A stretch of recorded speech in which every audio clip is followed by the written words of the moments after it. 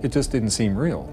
I'm not sure that even until I got to the police station that I was 100% convinced that Yarm was dead. Obviously you think I did it.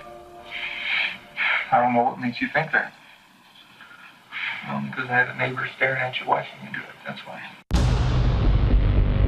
Authorities say Scott Falater stabbed his wife over and over and then held her head underwater. Do you love your wife? Oh yes, I loved her a great deal. The trial was a sensation, not because of the crime itself, but because of Scott Falater's defense. Not to sound flippant, but I kind of smirked. I'm like, are you kidding me? Sleepwalking? An Arizona man set out to convince a jury that he stabbed his wife 44 times while sleepwalking and doesn't remember a thing.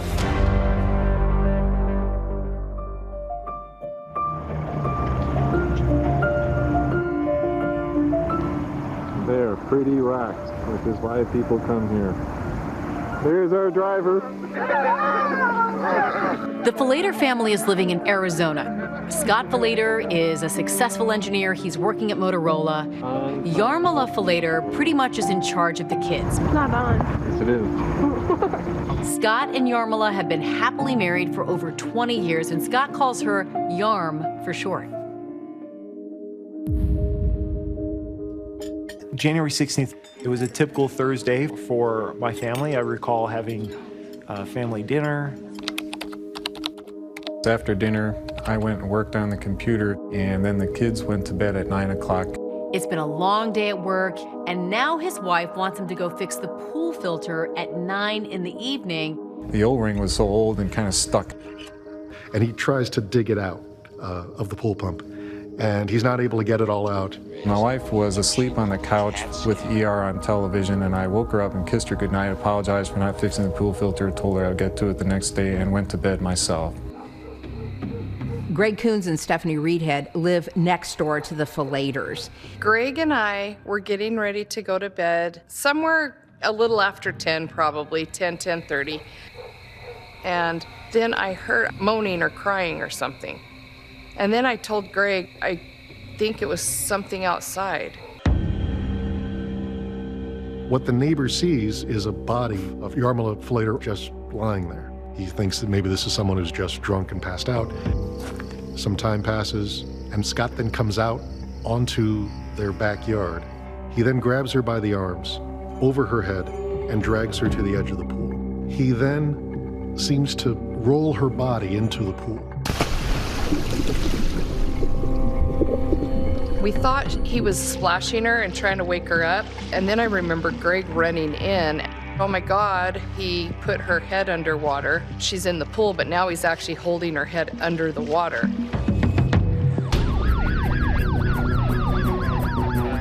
Officer Stanowitz arrived on scene. We went over the wall. And as soon as I picked her up and saw the water go dark red, you know, that's when my heart did sink. And that's when I first saw Scott Falater.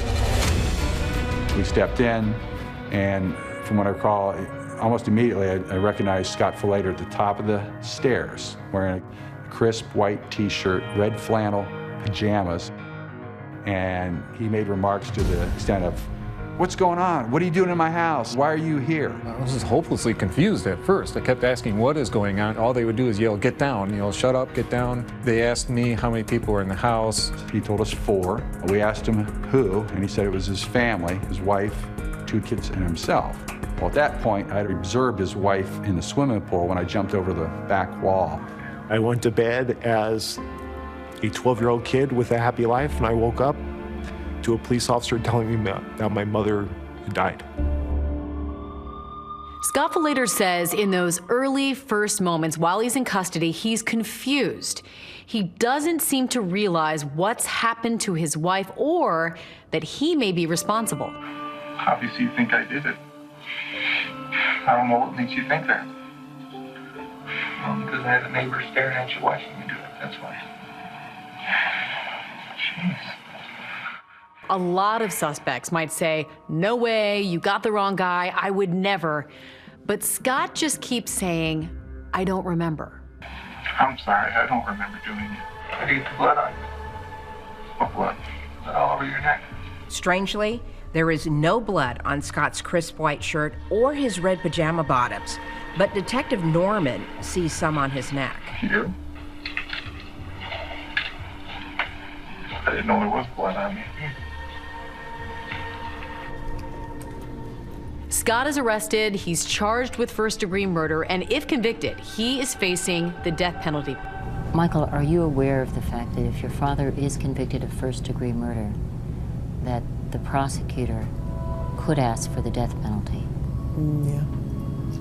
Have you prepared in your mind for that prospect? Not really. I can't see my father killing my mother intentionally. That is not like my father. My father was not a violent person. Good afternoon to all of you. This individual here, the defendant, Scott Falater, in a sense, baptized his wife, Carmela Falater, into the afterlife. Your name, sir? I'm Philip Roquin. I'm the chief medical examiner. The medical examiner testified that Yarmila Falater had 44 stab wounds. Most of them were defensive wounds, but some were fatal. Based on what the medical examiner told us about the stab wounds, we believe that once he had her near the pool pump, he actually put his left arm around her mouth so that she wouldn't scream. Then he loped his right arm around her shoulder and began to stab her. She knew what was going on around her, but she could not do anything about it. And then he had his bombshell witness, the next-door neighbor, Greg Coons. I saw a person laying on the ground. Greg testifies that he sees Scott putting on gloves as he approaches Yarmila's body lying next to the pool. Then what happens? He moved her legs around to the side, he knelt down behind her, and pushed her into the water. Scott's family is totally bewildered. This is not their mild-mannered, non-violent son or brother, until they remember that Scott used to sleepwalk as a child. One time he came down the stairs and he was probably over 15 or 16, and he was stark naked. And the next day, you'd ask him about it or talk to him about it, he had absolutely no idea that this happened. His sister recalled a time he was violent during a sleepwalking episode. I was watching The Tonight Show. Are you really applauding me or the fact that you don't live in Buffalo? And he came walking out kind of behind me. And I said, Scott, what are you doing? He didn't answer me. And then he started walking toward the back door. She thought, oh, he's sleepwalking. So she ran in front of him to lock the door leading out from the kitchen to the outside. When I did that, I brushed against his shoulder, and he turned around and he grabbed me by my shoulders and just tossed me. He looked just so angry, he looked almost demonic. The defense tried to say that this was not Scott Falater acting consciously, that this was a monster emerging from the depths of his unconscious. An irrational, inexplicable eruption of a man who had come under enormous pressure. The defense brings in two heavyweight sleep experts. You have conducted an evaluation of Scott Falater in this case, have you not? Yes, I have. And have you reached an opinion regarding whether he was sleepwalking at the time he killed his wife? It's my strong belief that that was the case. You have an opinion whether Scott Falater was in a sleepwalking state when he stabbed his wife? In my opinion, he was. Scott Falater says he remembers none of this, but he and his sleepwalking experts speculate as to how this killing might have happened. Sleep deprived and stressed out from problems at work, Scott crashes into bed and then rising in a sleepwalking state. He gets the idea, now I'm going to try to fix the pool pump again. Yarmila comes and interrupts him in his sleepwalking state, which the experts will tell you is a dangerous thing to do. He sees her not as his wife, but as some threat that his instinctual brain responds to while he's asleep. And that is when Scott Falater attacks. Officers who searched the Falater home tell the jury how they spotted a clue that could easily have been overlooked. What did you find? A black plastic trash bag. And anything in and around this black plastic trash bag? A Tupperware container that had articles of clothing within them that looked odd, and then on a closer examination I noticed that they had blood staining on them also. And that's where they found the clothes that he had been wearing, apparently, when he stabbed her.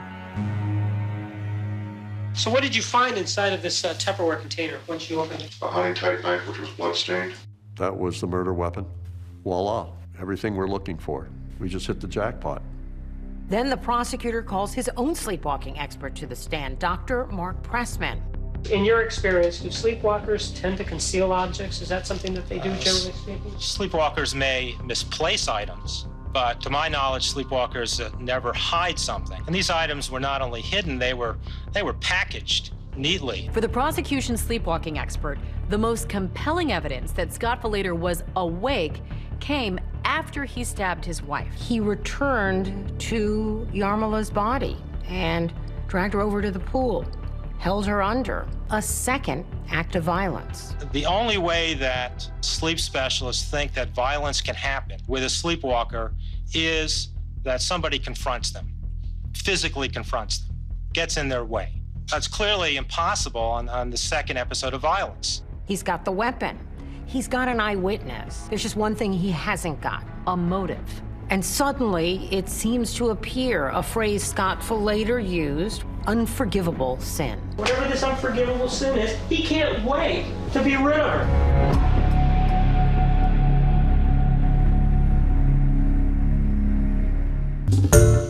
Hi everyone, George Stephanopoulos here. Thanks for checking out the ABC News YouTube channel. If you'd like to get more videos, show highlights, and watch live event coverage, click on the right over here to subscribe to our channel, and don't forget to download the ABC News app for breaking news alerts. Thanks for watching.